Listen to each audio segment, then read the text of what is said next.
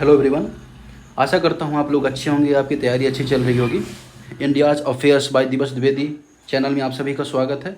और यहाँ पर हम daily current affairs MCQ discuss करते हैं, ऐसे एमसीक्यू जो the Hindu, Indian express, PIB या वेरियस न्यूज़पेपर में कवर किए जाते हैं। और वो एमसीक्यू या तो यूपीएससी के अलावा जो स्टेट पीसीएस एग्जाम्स होते हैं, इसके अलावा जो वनडे रैंकिंग जो भी अदर एग्जाम है, उन सभी में ये करंट अफेयर इंपॉर्टेंट होते हैं। उन सभी को हम यहाँ पे डेप्थ में एनालिसिस करते हैं। तो आज कौन कौन से करंट अफेयर एमसीक्यूज़ की चर्चा करेंगे, हम यहाँ पे बात करते हैं आज के पहले एमसीक्यू की।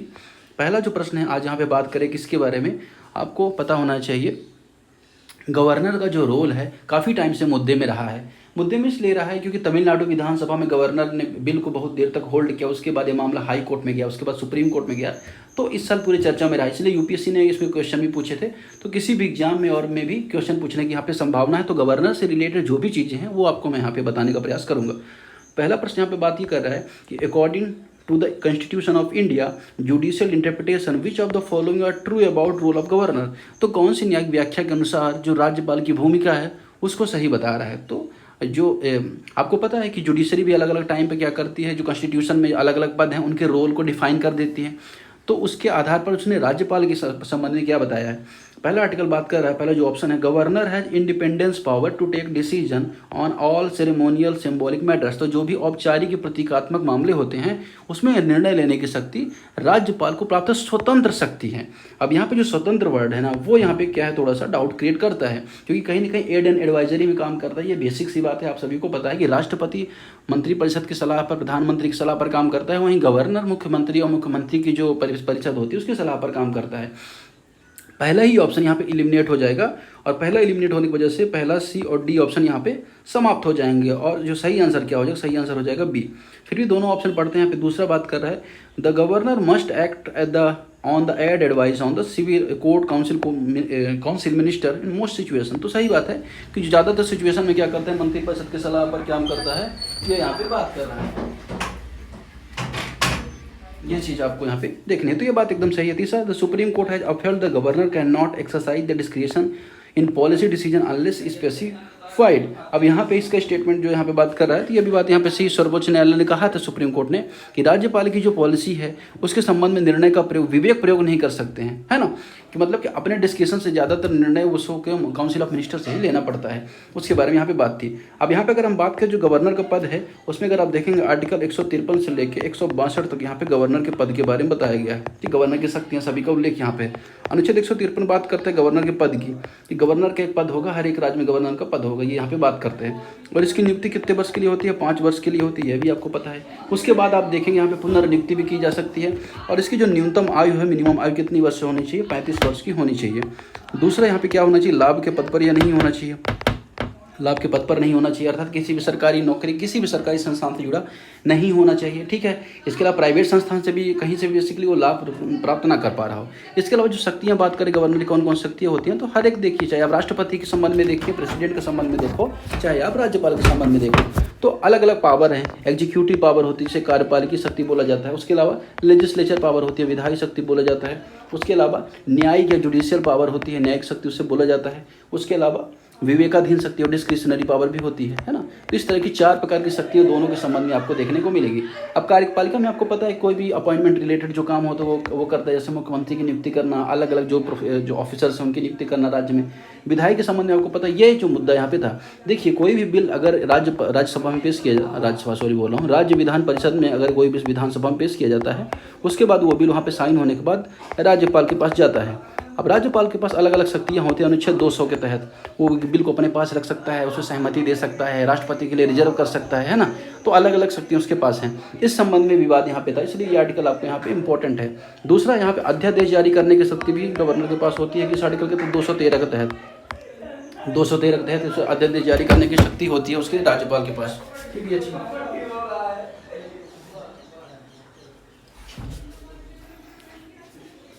ये चीज़ आपने यहाँ पर देखी। इसके अलावा अगर हम बात करें विवेकाधीन शक्ति के संबंध में, आपको पता होना चाहिए कि जब आर्टिकल 356 को उपयोग किया जाता है, आर्टिकल 356 को उपयोग किया जाता है, 356 में क्या, राष्ट्रपति शासन, तो उसमें क्या होता है कि राष्ट्रपति सिफारिश करता है, वो राज्यपाल सिफारिश करता है कि यहाँ पे संविधान के अनुसार शासन नहीं चलाया जा सकता राज्य में, तो राष्ट्रपति शासन लगाया जाता है। ये सारी बातें आपने यहाँ पर देख ली। किसी किसी राज्य में ज़्यादा पावर होती है, जैसे जहाँ 5th शेड्यूल होता है 5वीं अनुसूची होती है वहाँ पे राज्यपाल के पास ज़्यादा पावर होती है। और 5वीं अनुसूची छत्तीसगढ़, झारखंड, उड़ीसा, खासतौर पर जो जनजातीय क्षेत्र होते हैं वहाँ पर राज्यपाल की शक्तियाँ ज़्यादा होती हैं। इस क्वेश्चन के थ्रू हमने पूरी राज्यपाल के बारे में काफ़ी सारी चीज़ यहाँ पे देखी। अगले प्रश्न की तरफ बढ़ेंगे, हम बात करेंगे इसके बारे में। भारतीय संवैधानिक प्रतीक जो कॉन्स्टिट्यूशनल सिंबल्स हैं उसके बारे में यहाँ पे प्रश्न है। पहला जो प्रश्न ऑप्शन बात कर रहे हैं, Bharat Mata is recognise as a national symbol under the constitution. तो क्या नेशनल सिंबल बनाया गया है? तो सारनाथ का जो अशोक स्तंभ है उसको माना गया है, जाहिर सी बात है। तो भारत माता का सिंबल जो है यहाँ पे नहीं माना गया, तो पहला ऑप्शन यहाँ पे गलत हो जाएगा। तो पहला गलत होने की वजह से आप देखेंगे ये और ये एलिमिनेट हो जाएंगे। अब कौन बचता है? 2 और 3 बचता है। 3 देख लेते हैं।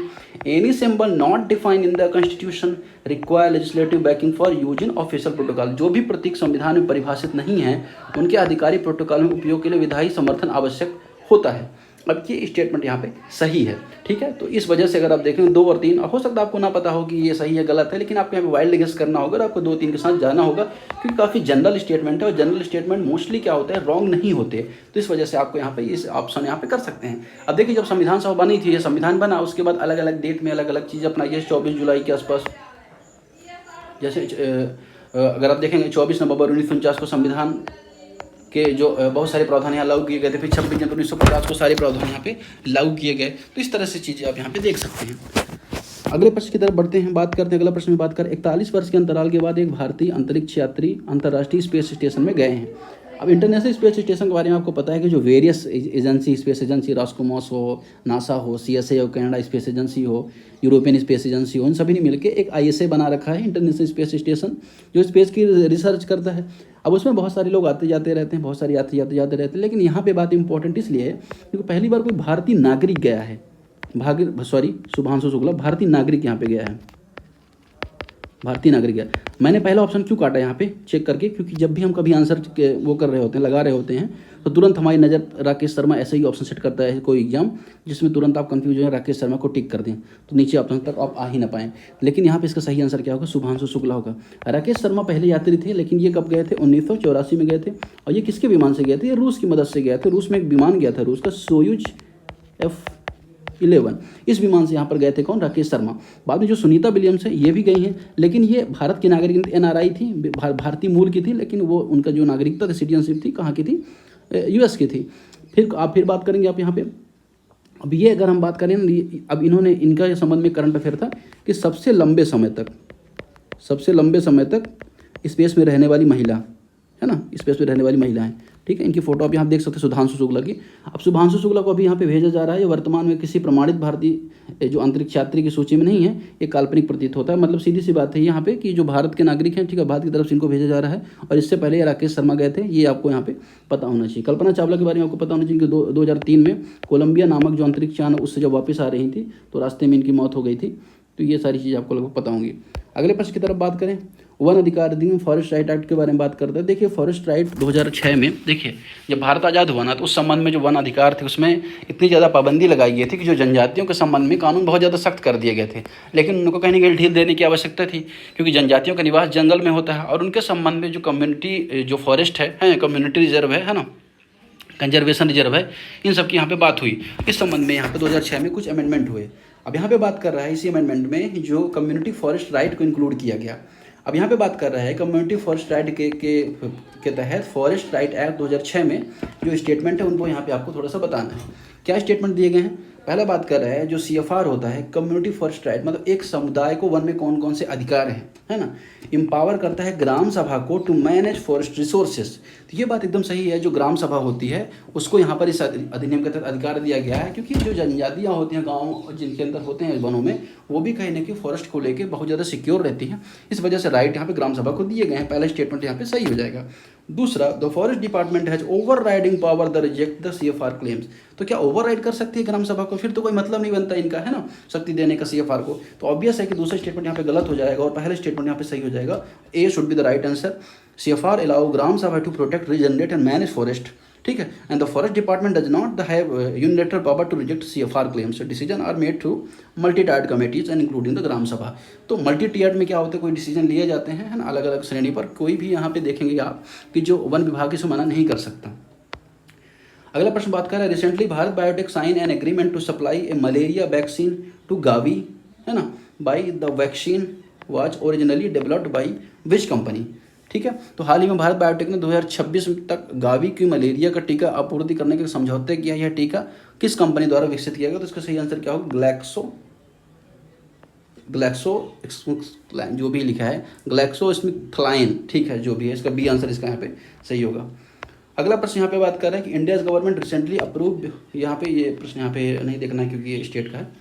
यहाँ पे अगला प्रश्न बात कर रहा है the governor of India observe the international day against drug abuse and इलिक trafficking on 26 June 2025। What is the theme of 2025 observance as per the United nation?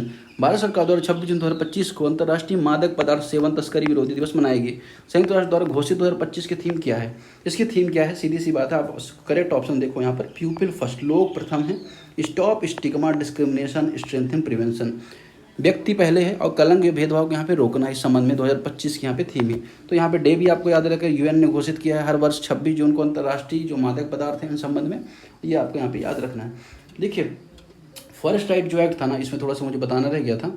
जो फॉरेस्ट राइट एक्ट था उसमें कहीं ना कहीं अगर आप देखेंगे जो परंपरागत वन निवासी हैं, जो ट्रेडिशनल फॉरेस्ट ड्वेलर्स हैं, उनको भी राइट दिए गए थे यहाँ पर, है ना। और खासतौर पर ऐसे 3 पीढ़ी से अगर वो रहते आ रहे हैं, जंगल में 75 वर्षों से उनका इतिहास रहा है कोई ना कोई कि वहाँ पे रहते आ रहे, तो उनको यहाँ पे राइट दिए गए थे।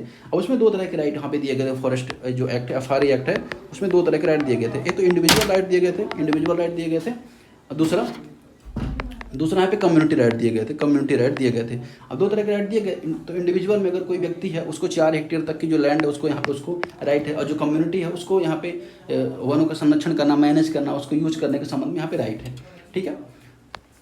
तो ये थोड़ा सी चीज़ रह गई थी बताना, ये हमने यहाँ पर देख लिया।